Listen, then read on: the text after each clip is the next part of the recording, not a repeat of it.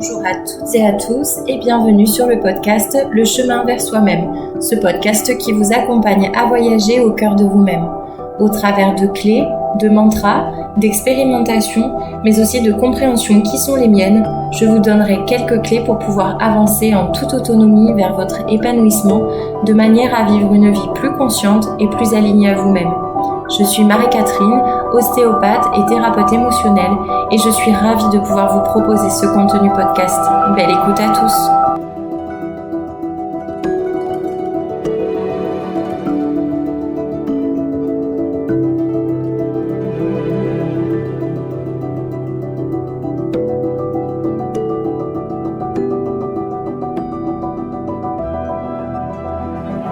Bonjour à toutes et à tous et bienvenue dans le 6e épisode du podcast Le chemin vers soi-même. Aujourd'hui, je vais aborder un sujet qui me tient beaucoup à cœur et qui revient beaucoup ces derniers temps, et c'est pour cette raison que j'ai décidé de l'aborder, qui est le pouvoir des mots.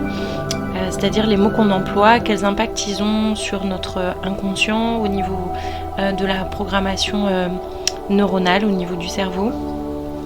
Notamment également dans les échanges avec les autres, dans nos communications extérieures. Voilà, en espérant que ça pourra vous apporter des petites clés. Je vous souhaite une belle écoute.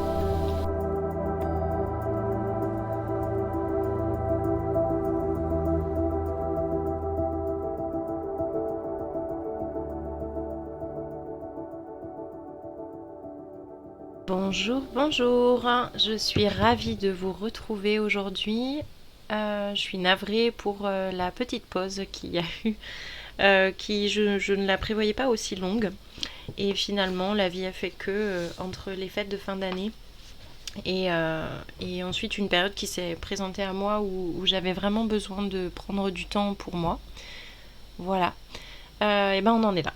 On en est à aujourd'hui, donc on est fin janvier. C'est encore le temps pour moi de vous présenter mes meilleurs vœux pour cette nouvelle année 2024 qui vient de commencer. Voilà, tout plein de belles choses. J'espère qu'elle vous amènera tout ce dont vous avez besoin et la paix surtout. Je crois que c'est le plus important parce que les épreuves de la vie, on n'y peut pas grand-chose, mais la manière dont on choisit d'y réagir, ça c'est dans notre pouvoir. Et voilà. Donc le sujet d'aujourd'hui, le pouvoir des mots. Alors c'est un sujet qui pour moi a changé beaucoup de choses dans ma vie sur deux plans deux points distincts, on va dire. Le premier, c'est par rapport à la manière dont je parle de moi avec moi, ou dans ma manière de parler mais qui ne concerne que moi, et ensuite dans mes relations aux autres. On va commencer avec la partie qui nous concerne nous. Dans la partie qui nous concerne nous, c'est tout d'abord le je suis. C'est-à-dire que le je suis, c'est un mot qu'on utilise beaucoup, notamment dans le rapport aux émotions. Quand on dit je suis triste, je suis joyeux, je suis comme ci, je suis comme ça. En fait, le je suis au niveau du cerveau, alors ça doit être très certainement, pour être tout à fait franche avec vous, j'ai jamais lu d'ouvrage qui parle de PNL, mais on en parle beaucoup dans tout ce qui est formation, développement personnel, tout ça, donc voilà, mais la PNL, c'est de la programmation neurolinguistique, c'est-à-dire comment on va conditionner notre cerveau et comment lui va percevoir des informations extérieures qui vont avoir un impact sur ce qu'il va créer, en gros, les paramétrages de notre cerveau. Donc on va retrouver des notions de PNL dans tout ce qui va être la communication, dans la gestion des conflits aussi, dans la gestion des émotions, tout ça, donc c'est hyper intéressant la PNL. Donc la PNL, ça passe par je modifie ma parole pour pouvoir modifier la manière dont mon cerveau perçoit et intègre en fait ce que je suis en train de dire. Donc le je suis est un très bon exemple parce que le cerveau, quand on dit je suis, il perçoit ça et il installe ça comme quelque chose qui est permanent et qui est qui ne peut pas être changé. C'est-à-dire que je suis en vie Aujourd'hui, effectivement, un jour je serai morte, mais là, à l'heure actuelle, je suis en vie et ça va durer un moment. Je suis en couple, je suis mariée, effectivement, même si un mariage peut prendre fin du jour au lendemain, c'est quand même quelque chose qui est installé, quelque chose qui fait, qui dure dans votre vie, dans le temps. En fait, on est sur cette notion de temporalité. Par contre, une émotion, on le sait, elle ne dure que très peu de temps. Donc, je suis en colère, le cerveau le mental va s'y prêter, va s'y mêler, et en fait, vous allez très probablement rester en colère. Alors que, à partir du moment où vous introduisez quelque chose qui est passager, qui est transitoire, comme un je me sens, notamment dans la relation aux émotions, on va être sur quelque chose qui va durer beaucoup moins longtemps. Je me sens en colère, et ben peut-être que dans 10 minutes, ma colère, elle sera passée. Puisqu'on est sur quelque chose qui est qui passe, qui est passager. Arriver à... En fait, c'est qu'est-ce qui me définit et qu'est-ce qui passe au travers de moi. Qu'est-ce qui est installé, qu'est-ce qui est... mince, j'ai pas le mot qui me vient. Excusez-moi, en plus on est sur le pouvoir des mots. Qu'est-ce qui est, oui, passager. Qu'est-ce qui va finir par s'arrêter. Donc ça, c'est important parce que alors, notamment dans la manière aussi dont vous allez parler de vous. Je suis colérique. Eh ben, le cerveau, il va se dire, bon, bah ok, c'est quelque chose qui nous définit. Ça veut dire que... le levier que vous allez avoir après pour changer ou pour pas pour changer parce que effectivement votre colère elle est là aussi pour prendre soin de vous et par rapport à quelque chose très probablement de profond, mais si vous vous définissez comme ça, ça risque d'envoyer un message de je serai toujours comme ça, vous voyez, ou alors on le tempère, c'est-à-dire tout dépend de la place qu'on lui laisse. Est-ce que quand je dis purée je suis colérique et ça nous embête de l'être, eh ben, on va envoyer une énergie qui va plutôt être de la résistance. C'est-à-dire, je suis colérique, mais je préférerais ne pas l'être. Alors que de dire, bon mais voilà, je suis colérique, ça fait partie de moi, et je sais à quel point cette colère, elle est là pour me protéger, c'est simplement de le voir avec une grande sincérité, une grande authenticité. Et j'avais noté sur mon petit papier, effectivement, le déni, parce que on aime se définir par les choses qui sont positives, et quand on se définit avec des choses qu'on aime un peu moins, effectivement dans la vibration qu'on va émettre, c'est là où en fait on met de la résistance derrière. Donc les mots qu'on emploie, on peut finalement tous les employer, tout dépend quelle est l'intention et la vibration qu'on y met derrière. L'univers, il répond par rapport à notre vibration, non pas seulement par rapport à ce qu'on va dire. Et ça, c'est important d'intégrer, que si je dis « Ah bah oui, bah moi de toute façon, je suis parfaite ». Non, en fait, on sait très bien qu'on n'est pas parfait. Et du coup, en disant ça, et la manière dont on le dit, ça veut dire qu'on va freiner par rapport au fait d'intégrer que finalement on est parfait mais dans notre imperfection. Vous voyez ce que je veux dire ? Si on se persuade d'être parfait tout le temps, je suis parfait, je suis parfait, je suis parfait, on est d'accord que c'est l'ego là qui parle, c'est un mot de l'ego. Et donc, effectivement, comment pouvoir accueillir l'imperfection si c'est toujours notre mental qui est le narrateur en fin de compte. Donc je pense que je vous ferai un podcast un jour sur le déni, mais c'est un sujet sur lequel je travaille très durement ces derniers mois et c'est vraiment quelque chose d'assez difficile, mais dans le je suis, c'est... si on utilise le je suis pour parler de nous et pour effectivement ce qui nous définit dans notre construction, dans notre manière de fonctionner là aujourd'hui, c'est important de pouvoir aussi poser des mots sur je suis lumière, mais je suis aussi ombre. Mais l'ombre, finalement, mon ombre, ou ces parts d'ombre qui me constituent et qui font aussi la pleine beauté de qui je suis aujourd'hui, c'est important de pouvoir les voir avec une grande sincérité et une belle objectivité, et pour pouvoir leur apporter aussi beaucoup d'amour. Donc voilà, ça c'était un point assez important. Je rebondis, pour le coup, je continue avec... Pour vous aider à savoir ce que vous êtes et ce que vous n'êtes pas, si on continue sur le je suis, c'est par rapport au fait que on va s'aider de deux principes, c'est-à-dire que les autres sont notre miroir, c'est-à-dire que ce que je vois chez l'autre, c'est ce que je ne veux pas voir chez moi, donc très certainement ça me permet de voir mes parts d'ombre quand je vois celles de l'autre, puisque en miroir elles font écho aux miennes. Et dans tous les cas, et l'autre notion, c'est la négation. C'est-à-dire, je ne suis pas. Le cerveau, pour le coup, on revient à de la PNL, ne retient pas la négation. C'est-à-dire que si vous vous dites « Ah bah ouais, mais moi, je ne suis pas menteuse » ou « Je ne suis pas menteur », bah, le cerveau, lui, il va pas retenir le ne, il va retenir menteur. Donc, si en plus vous parlez, vous recontextualisez, dans le cadre d'un échange, vous êtes dans du jugement par rapport à quelqu'un d'autre ou dans de la critique face à quelqu'un que vous avez vu et qui vous a menti, ah ouais non mais lui c'est un menteur, moi je suis vraiment pas comme ça. Eh ben, je vous invite à aller voir avec beaucoup d'amour et beaucoup de sincérité à quels endroits dans votre vie vous êtes menteur. Et à quels endroits, du coup, quand vous êtes menteur, vous ne vous êtes pas supporté. Parce que soyons honnêtes tous les uns envers les autres, on a tous menti dans nos vies sur des choses plus ou moins graves, peu importe.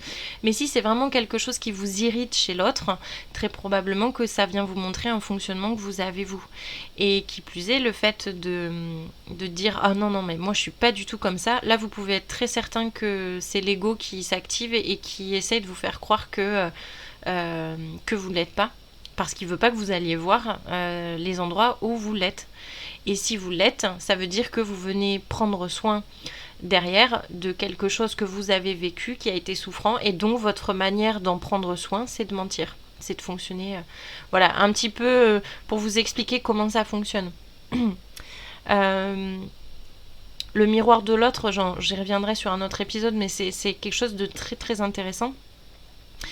Autant dans le négatif que dans le positif, enfin dans le négatif, dans ce qu'on supporte pas chez les autres et dans ce qu'on admire chez les autres, parce que ce qu'on supporte pas, ça nous permet d'aller voir chez nous ce qu'on n'arrive pas à voir de par ce stratagème en fait de l'ego, du déni, et voilà, qui nous entretient, le port des masques, le personnage, tout ça.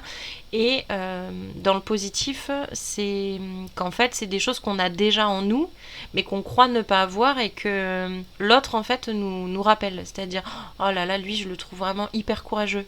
Mais si je trouve ça super chouette chez l'autre, c'est parce que j'ai l'impression que moi je le suis pas.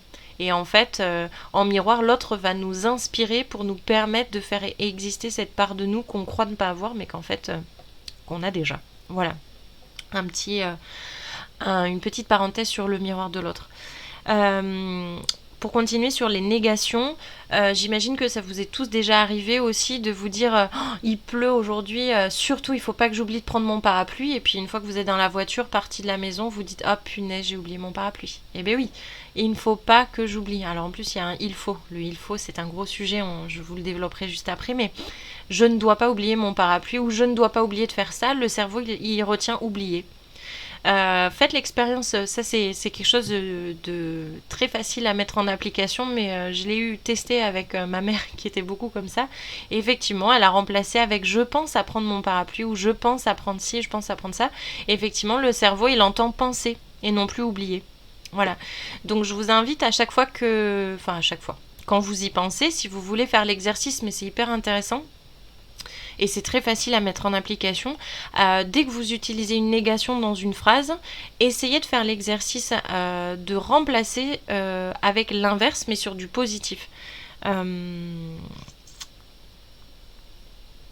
Oublier, penser, c'est vrai que c'est l'évident. Si jamais j'en ai d'autres qui me viennent, je vous les transmets, mais probablement quand je vous le dis que vous avez d'autres exemples qui vous viennent en tête, et puis après dans votre vie quotidienne, vous allez le...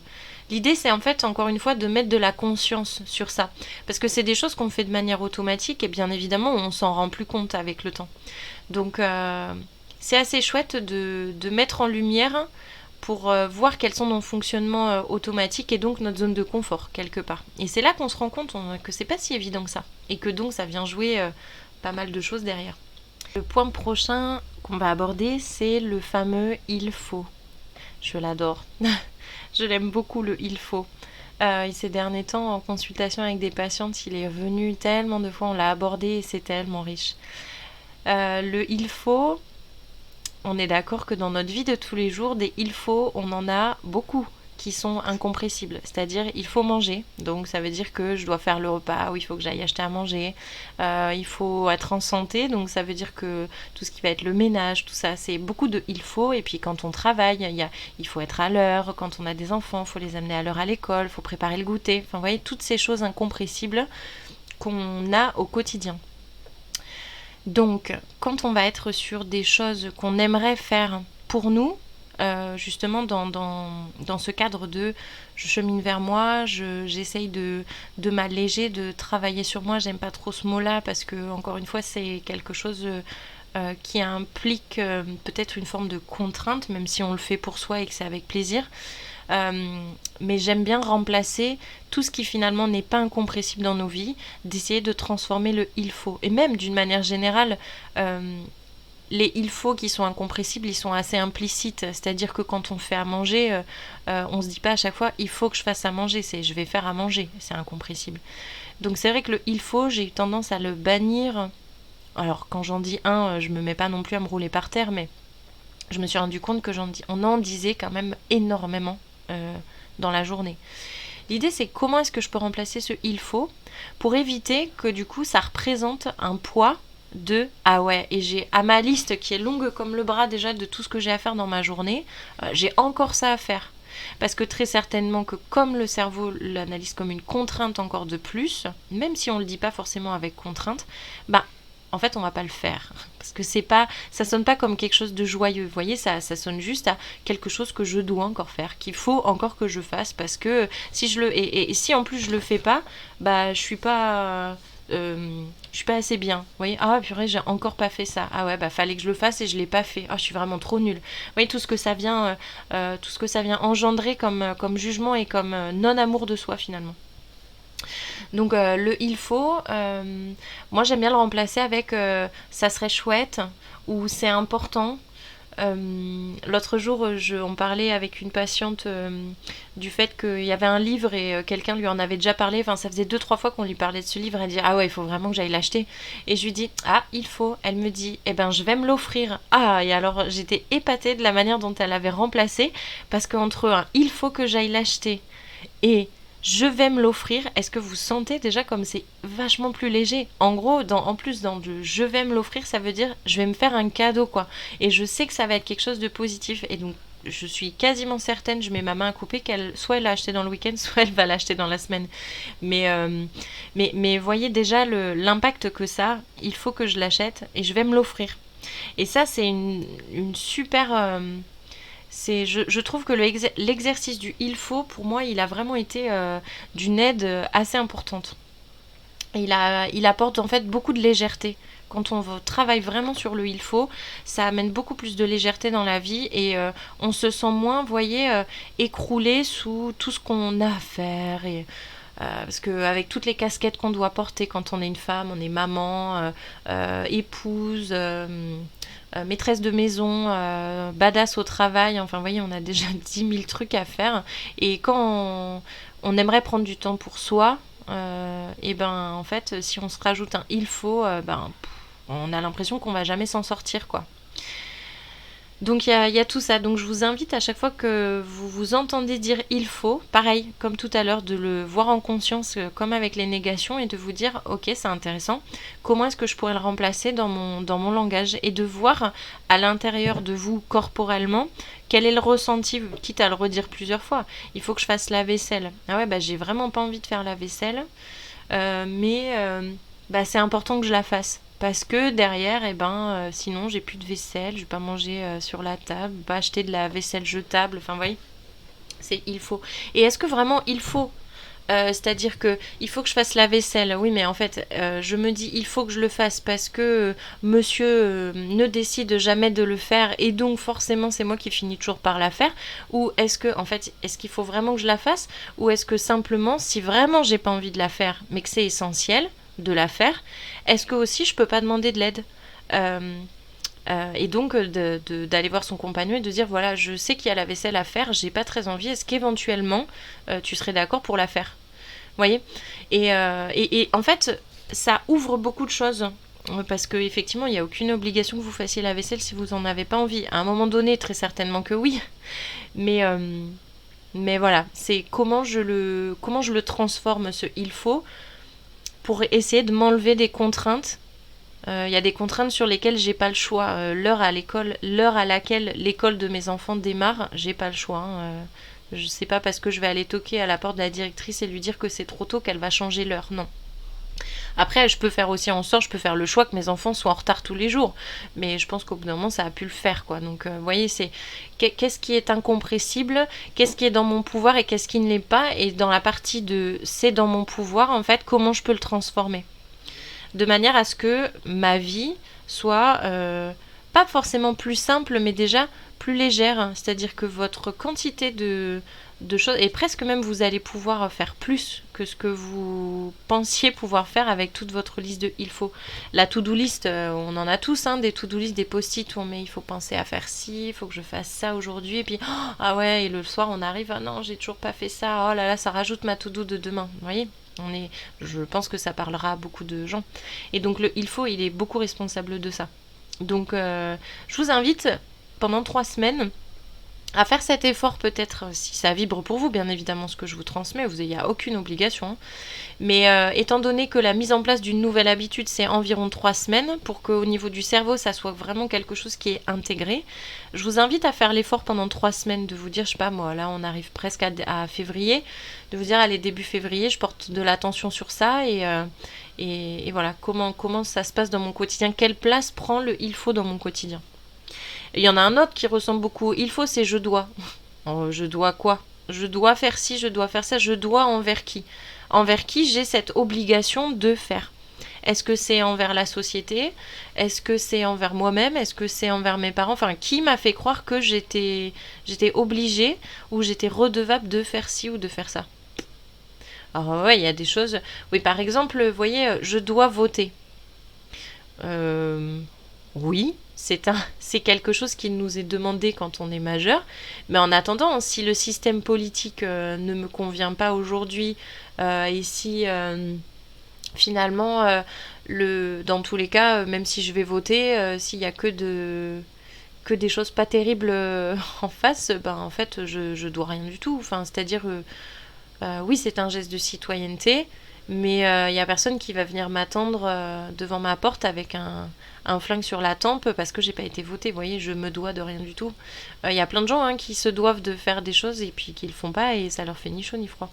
Donc l'idée, c'est pas de se dire allez, personne va voter, c'est je dois, si ça représente une contrainte,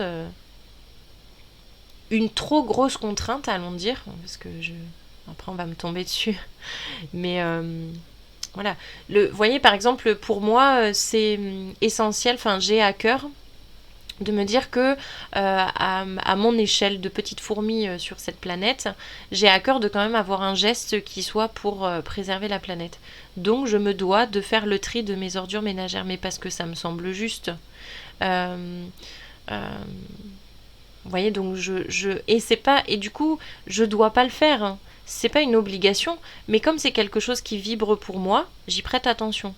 C'est, vous voyez, qu'est-ce qu'il y a qu'on doit faire, qu'on doit faire? Oui, je prends un rendez-vous, je dois y aller. Oui, enfin, si j'ai pas envie d'y aller, tout dépend comment je fais. Si j'ai pas envie d'y aller ou que pour X ou Y raison, je ne peux pas y aller, en fait, je peux l'annuler, ce rendez-vous. La seule chose, c'est je préviens. Enfin, vous voyez, c'est toujours comment je me retrouve coincée dans le je dois. Est-ce que vraiment je dois ou pas? Ou est-ce que si finalement je me rends compte que ça vibre pas pour moi, comment est-ce que je peux faire pour que ça se passe bien si j'arrive à me dégager de ce que je crois être une obligation de faire? Vous voyez? Donc pareil, le je dois, le je dois, posez-vous la question, est-ce que vraiment je dois? Est-ce que c'est une obligation? Parce que derrière le je dois, c'est ça, implicitement c'est l'obligation. Voilà. Sur les points importants sur le pouvoir des mots, c'était surtout cela dont j'avais envie de vous parler. Vous voyez, j'aurais pu dire qu'il fallait que je vous parle, Mais en fait, il fallait rien du tout. C'est une envie que j'avais de vous le partager. Voilà, là je me disais depuis plusieurs jours, ah, allez, il faut que je fasse le podcast, il faut que je fasse le podcast. Non, en fait, oui, il fallait, oui, ça faisait partie de ma to-do, mais le fait de me dire il fallait que je le fasse, et ben, il n'était pas fait. Et là, ce matin, je me suis dit, ok, ben, je prends du temps pour le faire. Parce que c'est un projet qui me tient à cœur et parce que j'ai des... Donc, je me suis dit ce matin, bon, bah, allez, ça serait chouette que je puisse le tourner. Bon, je devais le faire hier. Il a été fait ce matin parce qu'il y a eu des changements de petit planning, des imprévus. Mais voilà. Et la to-do, ah oui, ça c'est important aussi. La to-do list, c'est-à-dire toutes les choses qu'il faut que je fasse, pour rebondir sur le il faut et clôturer avec ça. Je vous invite à avoir des papiers avec la to-do de ce que vous avez à faire, de ce que vous planifiez de faire. Et pour les gens qui sont un petit peu dans un fonctionnement maso, c'est-à-dire qu'ils font même si les autres pourraient faire à leur place, mais parce qu'ils vont pas le faire tout à fait comme eux aimeraient que ça soit fait, je vous invite, quand vous avez une to-do, à la mettre sur papier et à définir des priorités. Qu'est-ce qui est prioritaire pour moi? Ça aide aussi à modérer le il faut. En priorisant. Donc déjà quand je le sors sur papier, je le sors de mon mental. C'est plus une charge que j'ai dans la tête et qui tourne comme des enfants qui joueraient au foot et qui se balanceraient un ballon l'un à l'autre. Le mental, il est très fort pour faire ça. Donc je vous invite à faire des listes, à faire des to-do et effectivement les il faut, les prioritaires, de vous mettre des deadlines aussi. Parce que parfois on se dit oui, il faut que ça soit fait avant la fin de la semaine. C'est ok, je le pose sur papier. Pour quand est-ce que ça doit être fait? Est-ce que vraiment c'est obligé? Est-ce que je dois être celle qui le fait ou est-ce qu'éventuellement je peux envisager de le déléguer? Vous voyez, ça permet aussi d'alléger toute cette charge et tout ce il faut que je fasse ça, il faut que je sois au top, il faut que... On respire. Il faut, je fais de mon mieux tous les jours. Je me rappelle que tous les jours je fais de mon mieux. Et si j'ai pas fait ça, eh ben c'est pas grave. Dans tous les cas, personne n'est mort. Vous voyez, y aura une solution qui se présentera face à moi, dans tous les cas. Voilà donc pour la partie du pouvoir des mots, mais qui me concerne à moi et seulement moi. La manière dont je m'adresse à moi, la manière dont je m'exprime, quels impacts ça aura eu sur ma programmation cérébrale et du coup qui va engendrer le fonctionnement dans lequel je suis. La seconde partie que je voulais vous proposer, elle va être très certainement plus courte. Elle concerne l'échange qu'on a avec les autres. Notamment quand on parle à quelqu'un. Rappelez-vous que, ça c'est ma croyance, peut-être je me trompe, mais je vous la partage, je pense qu'on ne parle toujours que de soi. Donc, l'idée dans une conversation, dans un échange à l'autre, c'est de plutôt parler avec le je. C'est très parlant quand on prend comme exemple une dispute. Vous vous disputez avec quelqu'un de votre entourage et il y a très certainement beaucoup d'émotionnel qui se met en jeu. Donc soit vous allez avoir les discussions où on va être dans des discussions d'ego, c'est-à-dire chacun va parler au travers de ses blessures, de ses failles et donc en portant ses masques, donc dans le personnage, parce que c'est toujours plus facile quand on est sous le coup de l'émotion d'aller dire que c'est à cause de l'autre plutôt qu'à ce moment-là de regarder à l'intérieur de soi qu'est-ce qui se passe. Donc ces conversations-là, quand on est dans le oui, de toute façon, tu fais jamais ci, tu fais jamais ça, et puis t'as vu quand tu fais ça, machin truc, même si ça provoque ça chez moi, machin, bidule, on extériorise, on pointe du doigt l'autre. Parce que l'ego à ce moment-là veut pas aller voir chez nous quelle est notre part de responsabilité dans ce qui a dans l'événement qui a engendré le désaccord. Quand on fait ça, on décentre. Donc vous pouvez être très certain que on va être dans de l'ego. C'est pas parce que vous allez dire à l'autre qu'il est comme ci, qu'il est comme ça, qu'il fonctionne comme ci, qu'il fonctionne comme ça, qu'il va changer. En fait, c'est libre à lui de changer ou pas. D'accord ? Par contre, l'idée c'est, en faisant ça, comment je me suis sentie ? Qu'est-ce que ça a eu comme impact chez moi ? Et en fait, pourquoi ça m'est insupportable ? Et donc de revenir vers soi. Une fois qu'on a fait cette introspection, on peut tout à fait discuter des choses. Et je vous conseille, vivement, de parler du jeu. Parce qu'après tout, à part savoir ce qui s'est passé en vous, vous ne pouvez pas savoir ce qui s'est passé chez l'autre. Donc on ne peut pas parler de l'autre. Même si effectivement on voit qu'il commence à serrer les poings, à se mettre en colère. Oui, t'es en colère. Ben oui, mais moi je me sens comment ? voyez, ça peut aussi être un indice d'évitement, c'est-à-dire de se focaliser sur l'autre. Ah oui, tu es comme ci, tu es comme ça. Ok, t'es en colère, mais pourquoi t'es en colère en fait L'autre, s'il a besoin d'identifier pourquoi est-ce qu'il se sent en colère, il peut vous demander votre aide. Mais s'il n'a pas envie de le faire, ça va encore plus envenimer la situation, vous voyez. Donc l'idée c'est, ok, en faisant ça, quand tu as fait ça, moi je me suis sentie comme ça. Ça a créé ça chez moi. Et comment est-ce qu'on peut faire ensemble, vous voyez, pour trouver une solution, un compromis. Et toi, comment tu t'es senti de poser. L'idée, c'est de ne pas faire de suppositions sur ce que l'autre peut penser, ressentir, ou ouais, mais de toute façon, il va faire ça. Ça, c'était un exemple, je fais une parenthèse sur ça, mais ma fille, la dernière fois, voulait prendre un truc à l'école et elle sait très bien que les jouets, ça doit tenir dans la poche. Et là, c'était son anniversaire, elle a vu un super jouet, elle voulait le montrer aux copines. Et je lui ai dit non, parce que la règle que moi j'ai aujourd'hui, c'est celle-ci. Je lui ai dit, par contre, quand tu arrives à l'école, tu demandes à la maîtresse si tu peux amener ce jouet-là parce que ça te ferait plaisir et tout, d'exprimer ce que tu ressens et de poser la question. Elle me dit mais non, mais de toute façon je sais ce qu'elle va dire non et tout. Bah, je lui dis tu fais comme tu veux, mais je lui dis dans tous les cas, si tu poses pas la... Enfin, dans tous les cas tu pars du principe que c'est non. J'ai dit si tu poses la question, t'as quand même une chance que ça puisse être oui. Je lui dis en plus tu ne sais pas ce qu'elle va penser, peut-être qu'elle aura à cœur de vouloir te faire plaisir et qu'elle va te dire oui. Et je dis au pire des cas elle dit non et ça reste comme ça. Bon, elle n'avait pas très l'air décidée de le faire, et effectivement, en rentrant le soir, elle me dit « Ah maman, j'ai demandé à la maîtresse, elle a dit oui. » Ben, je lui ai dit « Tu vois, je suis fière de toi parce que tu as osé passer au-delà peut-être de... » Elle avait peut-être probablement avant ça posé une question et la maîtresse avait dit non, elle était restée bloquée sur ça avec sa frustration, sa déception, son truc, son machin. Mais finalement, la maîtresse, ce jour-là, je ne sais pas pour quelle raison, elle lui a dit oui. Donc l'idée c'est... on fait souvent des suppositions. Non, mais de toute façon, ça sert à rien que je pose la question, je sais ce qu'il va me répondre. Bah, vous n'êtes pas à la place de l'autre, en fait. Vous, c'est quelque chose qui vous tient à cœur. Je pose la question. Il me dit oui, bah génial. Il me dit non, bon bah c'est pas grave. Et si j'ai du mal avec le non, c'est je vais aller voir chez moi ce que ça génère. Est-ce que c'est de la frustration? Est-ce que c'est que je me sens pas entendue, reconnue, voyez? Et du coup, je vais aller voir ça. Mais l'autre est libre de pouvoir penser ce qu'il veut et ce qu'il pense à un certain jour peut changer une semaine après, un mois après, un an après, on ne sait pas. Donc, l'idée c'est toujours revenir à l'intérieur, au jeu.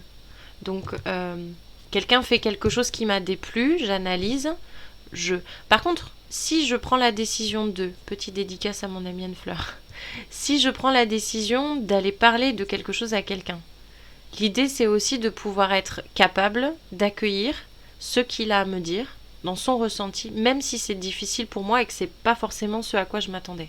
Et ça peut être difficile parfois.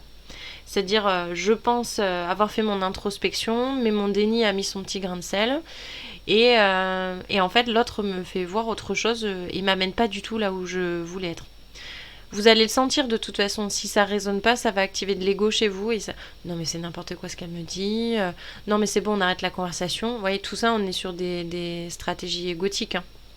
De toute façon, vous allez le voir. À partir du moment où vous devenez hermétique, c'est-à-dire vous vous fermez complètement et vous sentez que, vous savez, ces discussions stériles où l'un est sur son truc, l'autre est sur le sien.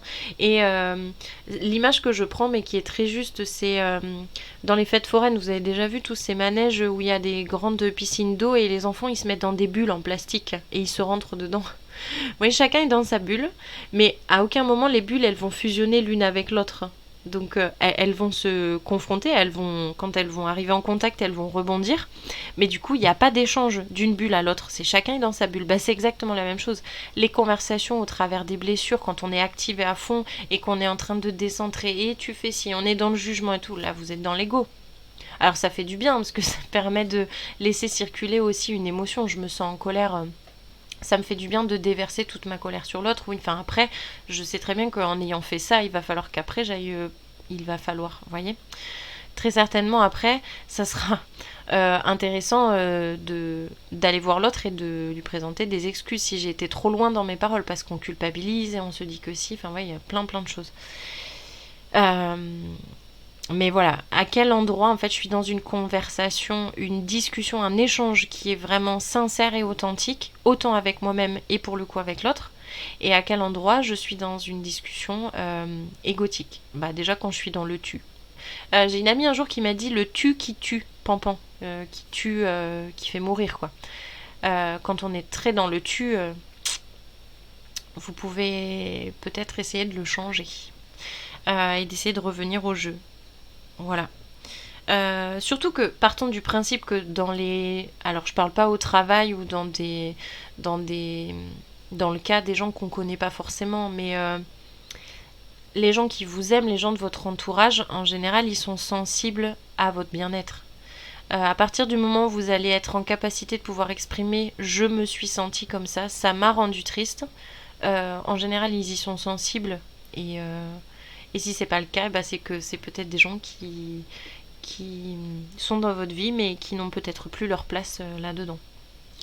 Voilà.